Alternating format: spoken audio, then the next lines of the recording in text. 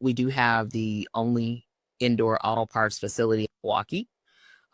This building was filled with thousands of dollars worth of junk tires, and they couldn't get rid of this building. So we put in a quote in, a price in for getting rid of the tires, and then we turned around and put an offering on the building and got this building for a very good deal. This building, as I mentioned before, is 125,000 square feet. And we get this building, and my husband looked at me and he says, we should turn this into an indoor auto parts. Milwaukee is not opening any more outdoor. There's the problem. And I took that as my green light, and I ran with that.